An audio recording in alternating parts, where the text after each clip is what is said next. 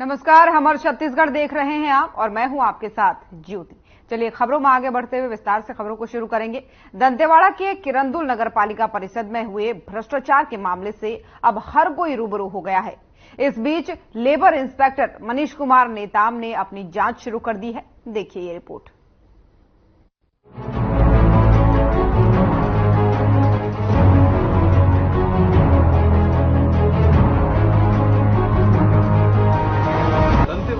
किरंदुल नगर पालिका परिषद में हुए भ्रष्टाचार में अब एक और नया मामला सामने आया है। इस मामले में लेबर इंस्पेक्टर मनीष कुमार नेताम ने जांच की। दंतेवाड़ा जिले के किरंदुल नगर पालिका परिषद में पीडीओ के वेतन में हुई गड़बड़ को मनीष कुमार नेताम श्रम अधिकारी ने किरंदुल नगर पालिका पहुंचकर इसकी जांच की। इसके साथ मनीष कुमार नेताम SLRM सेंटर भी है, वहां कार्य कर रहे दीदू से जानकारी ली तो दीदू ने बताया कि उनको 6,000 रुपए दिए जा रहे थे और अब 6,700 दिए जा रहे हैं। जांच कर रहे श्रम अधिकारी मनीष कुमार नेताम ने माना कि भुगतान में गलत तो हुआ है और ठेका श्रमिक को लेबर कमिश्नर की दर से भुगतान किया जाना था, लेकिन नहीं किया गया। उन्होंने बताया कि अभी मामले में जांच जारी है, जैसे ही जांच पूरी होगी तो उसके बाद उचित कार्रवाई की जाएगी। वहीं नगर पालिका के अभियंता ने भी कभी जुबान में स्वीकार किया और लेखपाल ने भी स्वीकार किया कि उनसे भूल हुई है, लिखने में गलत किया है। वहीं नगर पालिका अध्यक्ष मृणाल राय को भी इस बात का एहसास हुआ है कि उनके पेपर में गलत तो हुआ है। वहीं श्रम विभाग अधिकारी मनीष कुमार नेताम से इस संबंध में बात करने की कोशिश की गई तो उन्होंने फाइन न देने की शर्त पर कहा कि बुधवार को वापस जांच के लिए किरंदुल आएंगे, उसके बाद पूरी जानकारी देंगे। इस बीच बीजेपी नेता श्रीराम बाबू गौतम से भी चर्चा की गई। उन्होंने क्या कुछ कहा, आपको सुनाते हैं। नमस्कार जी। नमस्कार। थोड़ा सा चेहरा दिखाएंगे, थोड़ा दूर करेंगे जी। जैसा कि अभी आप जानते हैं, नगर पालिका परिषद किरंदुल में लेबरों के भ्रष्टाचार को लेके मामला चल रहा है, उसके बारे में आप जानकारी देंगे। देखिए, क्या 2019 से ही जब से ये नगर पालिका कांग्रेस के वहाँ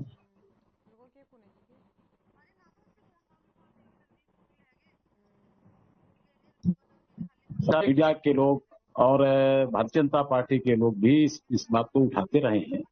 वहाँ भ्रष्टाचार है, मगर भ्रष्टाचार पे वहाँ लगाम लग नहीं रहा है और लगातार बढ़ रहा है। अभी एक साल से तो लेबर वाला मामला, लेबर को जो कम पेमेंट दिया जा रहा है 6,000 और 9,000 कुछ बनता है शायद उनका, तो ये बाकी पैसा जा कहाँ रहा है और नगर पालिका उसमें क्या संज्ञान ले रही है। तो इसकी एक जांच तो होना चाहिए और प्रशासन इसकी तुरंत जांच करे और कार्रवाई करे। पार्टी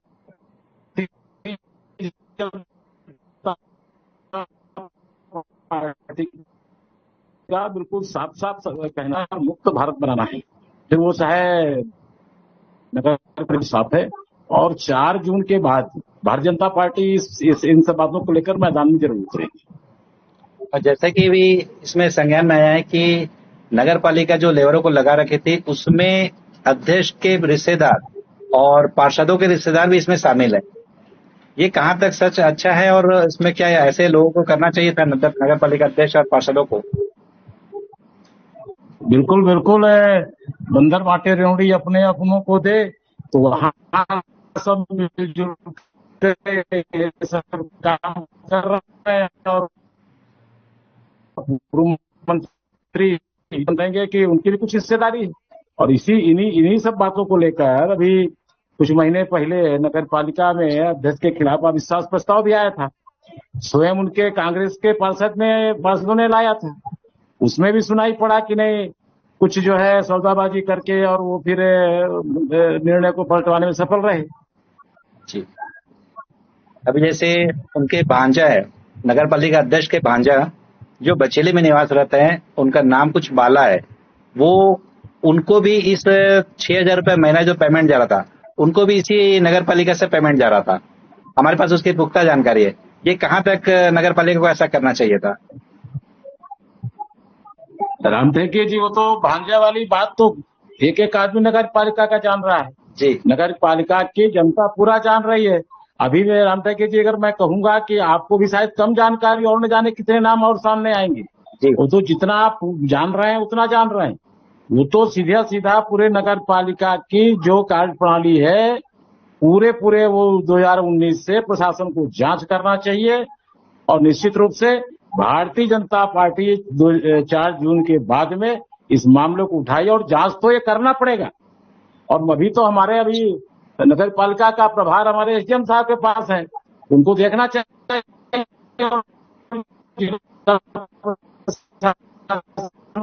जो लेबर अधिकारी हैं उन्होंने भी माना है कि अनियमितताएं हुई हैं। अरे गरीबी हटाओ, गरीब को राहत देने की बात कांग्रेस करती है, ये गरीबों के पेट में लात मार रहे हैं, उनके मुंह का निवाला छोड़ रहे हैं। वो बाल बच्चों को पालने पोसने के लिए बेचारे अंतर महीने में पड़ जाता है। ऐसे लोगों को तो कतई माफ नहीं करना चाहिए, ये कड़ी सजा के हकदार है। भाजपा इस मामले को लेकर कहां तक जाएगी? भारतीय जनता पार्टी का रुख साफ है, वहां पर भ्रष्टाचार हुआ है, ये भारतीय जनता पार्टी के संज्ञान में है। ये अभी विधानसभा चुनाव आ गया, लोकसभा चुनाव आ गया, 4 जून तक आचार संहिता लगी है। भारतीय जनता पार्टी निश्चित रूप से सारे मामलों को, और नगर पालिका किरंदुल ही क्यों, जहां जहां इनके लोग बैठे हैं, जहां जहां सब ये उल्टा सीधा कर रहे हैं, इसकी जांच होना चाहिए। और इस समय हमारे मुख्यमंत्री जी माननीय विष्णु साय जी जो है वो काफी गंभीर है इस मुद्दे पर, इस चुनाव में सब बिजी है। निश्चित ऐसे लोगों पर कार्रवाई भी होगी, ये बख्शा नहीं जाएगा। गरीब का जो हक मान रहे हैं, गरीब के पेट में जो ये लात मार रहे हैं, उनके मुंह का निवाला छोड़ रहे हैं, ये माफ करने लायक है क्या? किरंदुल नगर पालिका परिषद में हुआ घोटाला तो सभी के सामने है, इसमें अब जांच भी चल रही है। लेकिन देखना ये होगा कि जांच में क्या कुछ निकल कर सामने आता है और किन पर गाज गिरती है। Bureau report.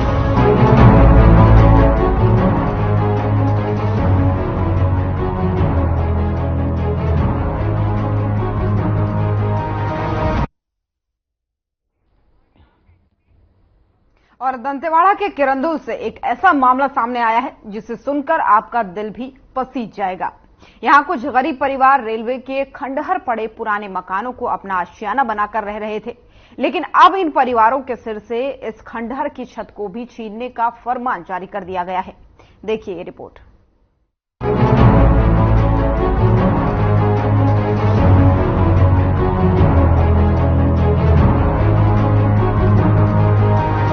दंतेवाड़ा के किरंदुल में नगर पालिका वार्ड संख्या 17 में लंबे समय से 8 परिवार रेलवे के खंडहर पड़े पुराने मकानों में रहकर अपना जीवन यापन कर रहे हैं। रेलवे की तरफ से मकान खाली करने के लिए इन्हें कई बार नोटिस भी दिया गया, लेकिन इन गरीबों पर घर बनाने के लिए जमीन का टुकड़ा तक नहीं है और न ही पैसे हैं।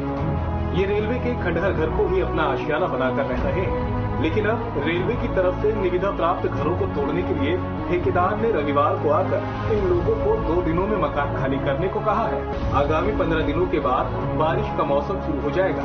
ऐसे में सवाल ये उठ रहा है कि ये लोग कहाँ जाएंगे? इनके पास न अपना घर है, न ही जमीन और न ही घर बनाने के लिए पैसा। इन पीड़ितों ने सोमवार को नगर पालिका अध्यक्ष से मुलाकात कर अपनी परेशानियों को सामने रखा और जल्द ही कोई उचित व्यवस्था करने की मांग की है। कहाँ पर रहते हो आप लोग? हम लोग मिश्रा के में रहते हैं। मिश्रा के में कहाँ पर घर है? 18 नंबर वाले। 18 नंबर में? हाँ, वहाँ पे खाली करने बोल रहे अभी। खाली पीली घर था तो वहाँ साफ सुथरा हो गया, 5-6 साल से ऊपर से रह रहे हैं। 2 दिन का टाइम दिए है। तो ये खाली कौन करवा रहा है? रेलवे के जो पुराने क्वार्टर्स पूरे खाली पड़े हुए थे। तो हम लोग उसमें साफ सफाई करके रह रहे थे।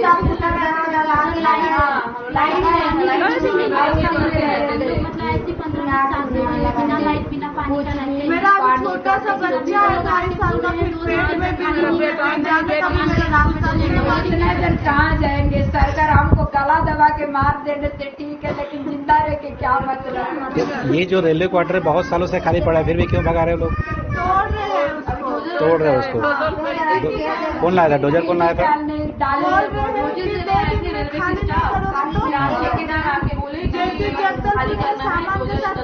ठेकेदार कौन है? नाम नहीं पता। नहीं पता। रेलवे ठेकेदार है। हाँ, रेलवे वो बोले कि जगदलपुर में 2 जन चला के आए हैं, फिर यहाँ पे सामान के साथ ऑर्डर उसे दिए चाहिए, हैं। तो जबरदस्ती दबा देंगे तो सिर्फ आप लोग जहाँ रह रहे हैं उन्हीं को क्यों तोड़ रहे हैं? बाकी तो पीछे बहुत सारी क्वार्टर खाली पड़ी है, सबको तोड़ रहे हैं। तो आप लोग तो वहाँ रहते हैं, उससे परेशानी नहीं होनी चाहिए उन लोग को। सामने वाला क्वार्टर छोड़ दे। नहीं, जो आप लोग जहाँ रहते हैं वहाँ उनको परेशानी नहीं होनी चाहिए, तो बहुत दूर में है। पहले सब तोड़ लोगे, लास्ट में यहाँ पे तोड़ करके तब हाँ। भी हम लोग नहीं समझे। मैं सुन नहीं रहा। ऑर्डर मिल गया। 2 दिन का ये नहीं, हमको नहीं, जंगल नहीं, से भेजे हैं। नहीं देंगे बोल रहे हैं। छोटे बच्चे बोल रहे हैं, हम लोग 2 दिन का टाइम दे रहे हैं। ले जाए, हम लोग को निद्री आए हैं, हमको 2 दिन का टाइम, बस आज और कल तुम लोग को कुछ भी करो बोलो। छोटे छोटे बच्चे हैं ना, इसलिए हमें 2 दिन का टाइम देंगे तो नहीं देते बोल रहे हैं। तो वहीं नगर पालिका अध्यक्ष मृणाल राय ने सभी की समस्याएं सुनी और आश्वासन दिया कि कलेक्टर से चर्चा कर उनकी समस्या का समाधान किया जाएगा। एक्चुअली क्या है, इन लोग जो बसे हैं रेलवे सीट क्वार्टर के नाम से है, 17 नंबर वार्ड है। तो मैंने कलेक्टर को अवगत कराया हूं। पहले सरकार दूसरे के थे, कांग्रेस के थे, तब भी कलेक्टर साहब को आगाह कराया हूं, और इस बार भी कलेक्टर साहब को अभी एक लेटर का उससे जानकारी दे दिए गए कलेक्टर साहब को। तो फिर भी मैं चाहूंगा इनको कोई ना कोई जगह बसाने के लिए कोई एक जमीन हो। हमारे पास जमीन है, जब तक कलेक्टर साहब का आदेश नहीं होता है तो हम इनको बसा नहीं पा रहे। और वो जमीन अगर कलेक्टर साहब स्वीकृति करता है, एक सुकुड़ कैंप का है और एक हमारे दूसरे कैंप का सामने जो रेलवे में रह रहे हैं, इनका लफड़ा है। 175 घर का टोटल है। तो हम चाह रहे कलेक्टर साहब आदेश करें, तो आदेश करने से हम बुधवार चाह रहे इन लोग को लेकर मिल के कलेक्टर साहब से बैठ के बात करो, चर्चा करें। जैसे कि अभी बारिश का समय है, देखें हैं कि अभी 15-20 दिन के अंदर बारिश आ जाएगी। ऐसे में ये गरीब जो लोग हैं जिनको बेघर करने की तैयारी चल रही है, ये बेचारे कहाँ जाएंगे? आपको मालूम है, बरसात का समय एक चिड़िया अपना घोंसला भी नहीं तोड़ता है, और ये तो हमारे सामने मानो है। तो हम यहाँ रहते हुए ऐसा मैं कतई होने नहीं दूंगा, इसीलिए मैं कलेक्टर साहब से बात करूंगा। नगर पालिका अध्यक्ष ने पीड़ितों को आश्वासन तो दिया है, लेकिन देखने वाली बात ये होगी कि कब तक इन समस्याओं का समाधान निकलता है, क्योंकि इन पीड़ितों की समस्या जितनी बड़ी है उनके पास समय उतना ही कम है। Bureau report.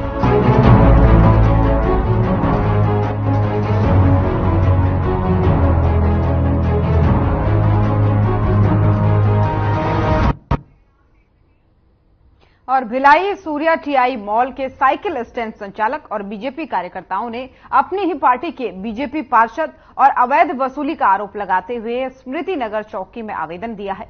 आवेदन में लिखा है कि मैं अवैध वसूली में से जो है मानसिक रूप से परेशान हूं, कृपया इस पर संज्ञान ले। इस पर बीजेपी पार्षद ने कहा कि अगर उनके पास कोई प्रमाण है तो पेश करें, नहीं तो मैं मानहानि का दावा करूंगा। दरअसल दुर्ग जिले का एकमात्र सूर्या मॉल अक्सर पार्किंग को लेकर के सुर्खियों में रहता है। कभी इस जगह को अवैध बताया जाता है तो कभी अवैध वसूली की बात सामने आती है। वहीं दुर्ग कलेक्टर समेत निगम के सामान्य सभा में मॉल पार्किंग को लेकर के कई बार सवाल खड़े किए जा चुके हैं और हर बार जांच करेंगे कहकर बात को टाल भी दिया जाता है। लेकिन इस बार पार्किंग संचालक प्रियदर्शी प्रसाद ने अपनी ही पार्टी के पार्षद पर वसूली के आरोप लगा दिए हैं। फिलहाल आपको बता दें कि मामले में स्मृति नगर चौकी प्रभारी पुरुषोत्तम कुरके ने बताया कि वे आगे की जांच करेंगे और जांच के बाद ही किसी निष्कर्ष पर पहुंचा जा सकता है।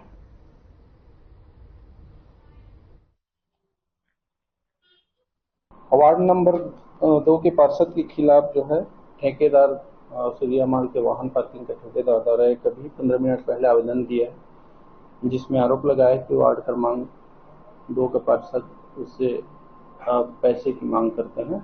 इस आवेदन अभी प्राप्त हुआ, इस पर जांच की जा रही है और जो भी पाया जाता है उसके खिलाफ कार्रवाई की जाएगी। कौन पार्षद है? पार्षद का नाम भी वार्ड क्रमांक 2 मुकेश अग्रवाल लिखा है इसमें। मैं अंशु प्रसाद सूर्या टीआई मॉल में पार्किंग का ठेकेदार हूँ।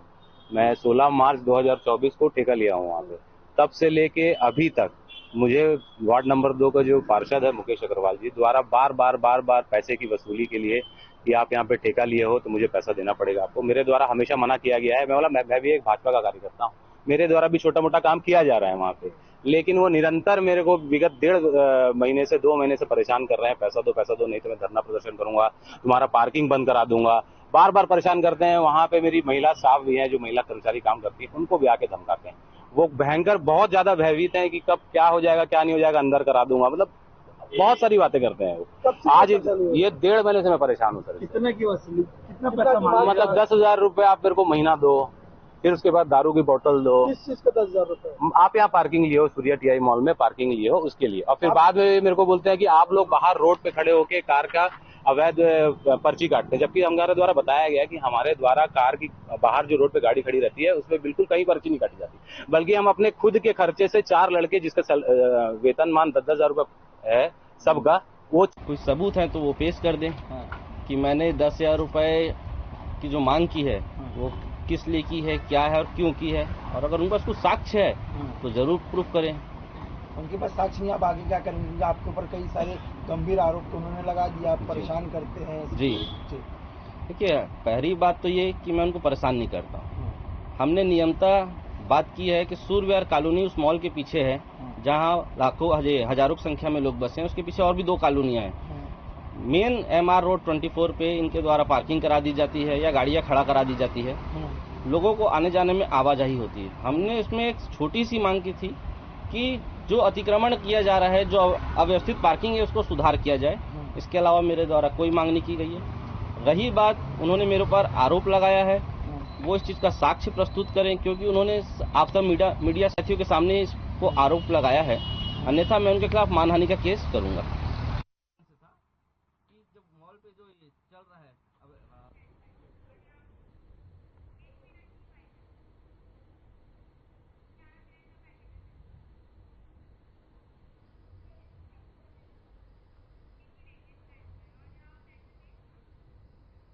और बेमेतरा में बबूल का पेड़ काटने को लेकर के विवाद हुआ था। ये विवाद इतना बढ़ गया कि एक महिला को अपनी जान तक गंवानी पड़ी। आरोप पति पत्नी पर लगे हैं, जिन्होंने वारदात को अंजाम दिया है। हत्या के मामले में सिटी कोतवाली बेमेतरा पुलिस ने शिकायत के बाद से कार्रवाई करते हुए आरोपी महिला और पुरुष को धर दबोचा। मई 2024 को चौकी देवर बीजा के बाबा सिंघौरी खार में एक हत्या करने की सूचना प्राप्त हुई है, जहां पास जानकारी ये इस प्रकार है कि एक जमीन घास जमीन था, जिस पर विवाद तहसील कार्यालय बेरला में चल रहा था। इसमें एक बबूल पेड़ को लेकर के विवाद था, जिसे रोहित साहू ने अपना जमीन पूर्व में होने की बात कहा कि बबूल पेड़ को काटा था और उसे ले जाने की बात कर रहा था, जिस पर आरोपी चेतन दास इसकी आपत्ति व्यक्त किया। और कल जब वह लकड़ी को ले जा रहे थे, तब चेतन दास ने आवेश में आकर के अपनी टांगी से मृतिका दुखनी बाई को टांगी से प्राणघातक हमला कर हत्या कर दिया। साथ ही उसकी पत्नी चंपी बाई ने भी अपने पास रखे टांगी से प्रार्थी रोहित साहू के बच्चों को मारने दौड़ाया। इसमें 2 आरोपी चेतन दास और उसकी पत्नी चंपी बाई को गिरफ्तार कर आज जेल दाखिल। किरंदुल में NMDC का लौह अयस्क ट्रकों से रायपुर और अन्य जगहों पर ले जाया जाता है, जिसके लिए बेलाडीरा ट्रक ओनर एसोसिएशन छत्तीसगढ़ की तीसरी बड़ी ट्रक यूनियन है, जिसने 1500 से अधिक ट्रक हैं। किरंदुल में ट्रक खड़े करने की जगह नहीं है। ऐसे में NMDC नगरपालिका और ट्रक यूनियन को पहल कर ट्रकों और बसों को खड़े होने के लिए व्यवस्था करनी चाहिए।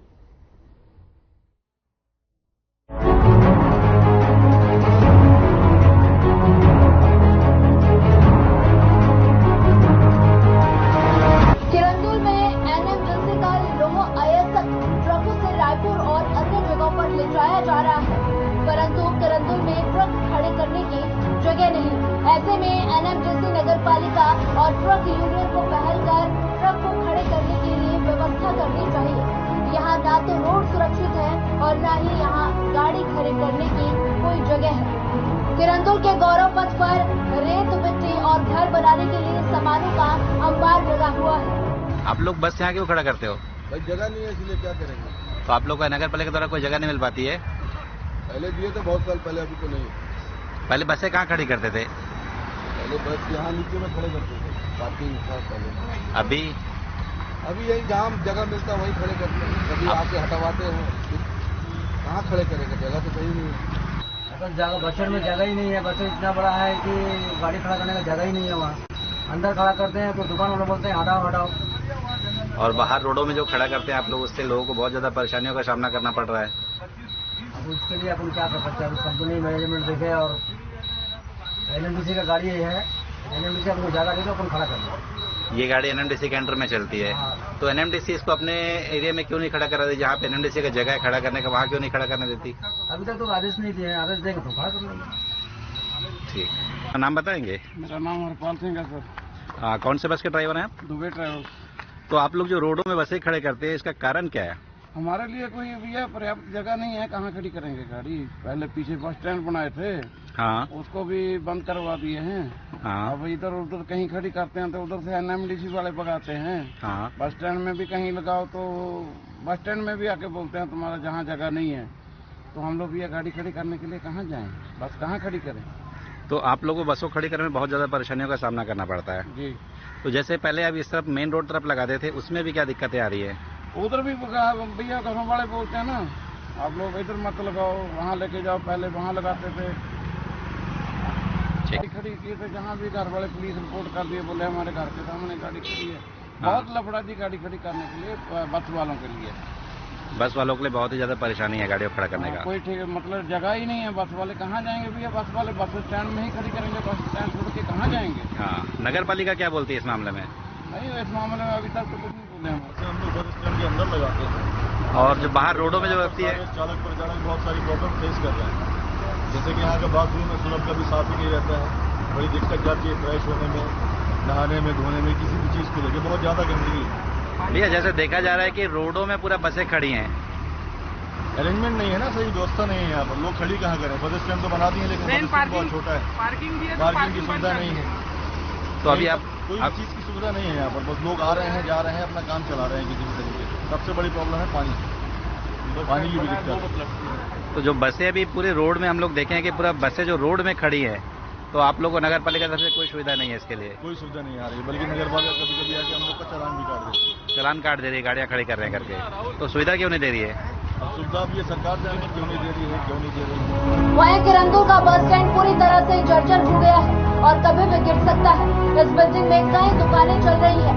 ऐसे में नगर पालिका को इस व्यवस्था पर ध्यान देना चाहिए।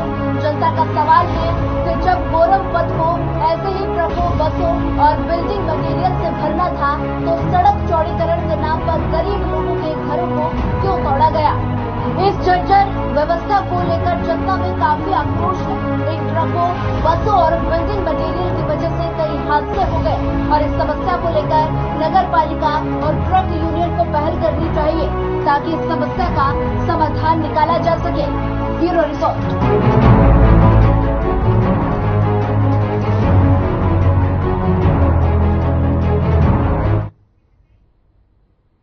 हमर छत्तीसगढ़ देख रहे थे आप। बुलेटिन में फिलहाल इतना ही। नमस्कार।